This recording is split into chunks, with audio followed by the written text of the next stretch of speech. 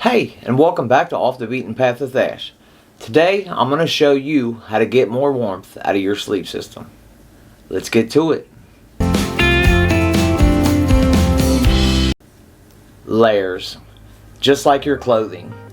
Adding and subtracting layers to your sleep system can make all the difference, and can make your trip into the backcountry that much more enjoyable. Let me start off by saying that not all companies use a standardized system when they rate their products as far as temperature goes. Some of the bigger companies did try to get together and create a standardized system called the EN rating. However, not all companies adhere to this. What I suggest is that you do your research. Do your research. Test your products out for yourself. Research the product that you're going to buy. Research the product that you're even going to use that you can borrow from a friend. So most of the temperature ratings that you're going to see on your products and your sleeping bags are not the comfort rating. Not most of the time. Most of the time these companies are going to put their lower limit rating on there, which is kind of deceiving. However, it's not illegal for them to do it, so they kind of do what they want. And then also, like I said, not all companies even adhere to this at all. So, do your research when it comes to your life-saving devices. These items that I'm about to talk about, and this system that I'm about to talk about, can save your life. So, get online, watch reviews, get on websites, read up on it, read what people say about these, and then also do your own research. Don't take a sleeping bag into the backcountry, into life-saving hypothermia type situations if you haven't used it in a warmer type climate. Always test your products before you go out. By saying that, let me say this. No two people sleep the same. Usually men and women sleep a little differently. They say that women sleep a little colder than men, so temperature ratings on men's and women's bags are different as well. Usually a 6 to 10 degree difference. And then also, just not all people sleep the same at all. Some people might sleep cold, some people might sleep hot. So it's very difficult for these companies to actually put a standardized rating system and tell everyone how they're going to be comfortable with a certain product. And if that wasn't complicated enough, now we have sleeping mats and sleeping pads, which have a totally different rating system. It's called the R rating system, which means resist. So what you need between your body and the ground, you need some kind of a barrier that's going to stop the ground from stealing your heat due to convection. I know it's a little complicated, but most sleeping pads have a rating between 1 and, we'll say, 8. The ground will steal your body heat just as bad as the cold wind will, I promise you. The sleeping pad that I choose on most of my backpacking trips is this Nemo Tensor, ultralight insulated, and it's an inflatable pad. It weighs 18 ounces and has an R value of 4.2. And according to this article that I found called the Section Hiker's Gear Guide, according to XPED, a 4R value should get you down to air temperature of 10 degrees Fahrenheit. I've done my research. I've used this in the backcountry and I know what it's good for me. I don't take this down anywhere near 10 degrees by itself. What I do is I choose to layer. That's what you came here to see, right? I layer this sleeping pad with this sleeping pad or mat. This is the Thermarest Ridge Rest. It weighs 14 ounces, which adds 14 ounces to your pack. But in the colder weather, we know that our packs are going to be heavier, right? 4.2 plus 2.0 R value of this takes you to 6.2. And according to this article, takes me down to negative 15 degrees. Using a layering system like this under sleeping mats does a couple of different things. First of all, it saves you money. And then it gives you adjustability because you're able to use one or both. 90% of my trips that I go into the backcountry, the Nemo tensor is going to be just fine for me. I don't go out into the cold enough to want to buy a really high R value sleeping pad. They're very expensive, first of all. And then I'm not going to use it that much. It saves you money. And then when I do add this to this inflatable pad, it keeps it from sliding around on the bottom of my tent, first of all. And then it also gives it an extra layer from being punctured from anything underneath, sharp stick, root, rock, anything like that. And then also I can use this as a chair or a sit pad. So it gives me a bunch of different things. It's $30 and it's really comfortable when you use both of these as well. Sleeping bags. How do we add more warmth to them while saving money and having more adjustability in our sleep system? In the warmer temperatures, I use a quilt. It saves weight. It does just as good. In the colder temperatures, I choose to use a mummy bag. Reason being, if I roll over and just a little piece of that quilt comes up and a draft comes in, then my body has to work harder to warm that back up. With a mummy bag, you don't have to worry about drafts at all. And my sleeping bag of choice is the Mountain Equipment Women's Glacier 450. Yes, I use a pink sleeping bag. Yes, I use a women's sleeping bag. When you look on Mountain Equipment's website, they have a temperature, what they call a good night's sleep temperature. Mountain Equipment rates this bag to 18 degrees, but it guarantees a good night's sleep at 18 degrees. So that's going to be a comfort rating. This is a company that puts on their bag a comfort rating.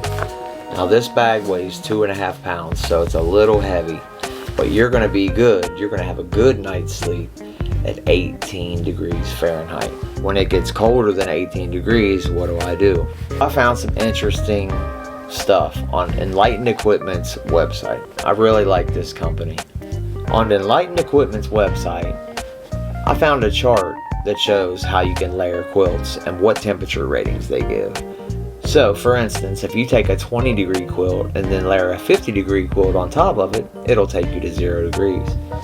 But, like I said before, Enlightened Equipment is one of those companies that use their lower limits temperature ratings on their bags. Now, I don't believe they're trying to be deceiving, but that's just what they do. And they also say on here that the reason they do that is because no two people sleep the same. So I can take this Mountain Equipment 20 degree mummy bag and then layer this REI quilt on top of it. This is the REI Magma 30 degree trail quilt. And according to this website, this can get me down to negative 20 degrees. One option for you to add warmth to your sleep system is to take either a mummy sleeping bag and a quilt or 2 quilts and then add them together, looking at these charts and doing your own research into adding more warmth to your sleep system. But there's other ways to do it. Let's go over them. For instance, if I want to get into some colder temperatures, and the 30 degree REI trail quilt is the only bag that I have, and I don't have a lot of money. This is how we're going to do it. For under 50 bucks, Sea to Summit is going to sell you a sleeping bag liner. Now, a sleeping bag liner can do a bunch of different things. First of all, it's going to keep your sleeping bag clean. That way you don't have to wash it as much. And according to some articles that I found online, a cleaner sleeping bag is going to be a warmer sleeping bag because it's going to loft more. Second, according to Sea to Summit's website, it says that this Sea to Summit Reactor Extreme can add up to 25 degrees to your sleep system. Do I believe that it's going to add 25 degrees to your sleep system? Absolutely not. Another way to add some warmth to your sleep system: down booties. If you have cold feet at all and you do backcountry trips, I highly recommend Goose Feet Gear's down booties. They pack down to nothing and they will keep your feet warm. Now these aren't meant to, walk around in or anything like that. These are basically just socks, but they are awesome. And then personally, this is goes pretty deep with me. This is a down beanie. If you use some kind of a quilt and it doesn't have a hood, you're going to need something to keep your head warm. And I need to keep my head warm. I don't have anything else to do it. This, in conjunction with the hood from maybe your puffy jacket, will keep your head warm. And since I mentioned puffy jackets, I believe this is an item that every backpacker should bring with them no matter what. Last line of defense, puffy jacket. If hypothermia starts, something like that, this is what you need. This is the one that I choose. This is an LL Bean hooded sweater. And I found an article online that said an insulated puffy layer can add 20 to 30 degrees of warmth to your sleep system. If you're going to use a down layer, it has to be dry. And in order for any kind of down or most insulation at all to be able to keep its insulative abilities, insulative, is that even a word? Just to reiterate, insulation has to be able to be lofted as much as it's able to be able to get the full potential out of it. So if this has got anything on top of it, kind of crushing it, you won't get the full potential out of it. So 20 to 30 degrees in my estimation might be a little, much. So here it is, the meat and potatoes.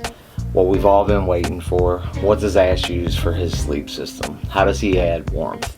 I'll tell you what, I add warmth by using all of it. I use it depending on the trip. I use certain items for certain trips. But I do have a trip coming up, and I'll tell you what, I'll let you know what I'm going to use. I'm going to use my Tensor insulated pad in conjunction with the Ridge Rest by Thermarest. This is altogether a 6.2 R value like we talked about. Then I'm going to use the Mountain Equipment Mommy Bag. It's the Glacier 450 18 degree bag, so 20 degree bag. And then on top of it, I'm going to layer the Enlightened Equipment 50 degree quilt.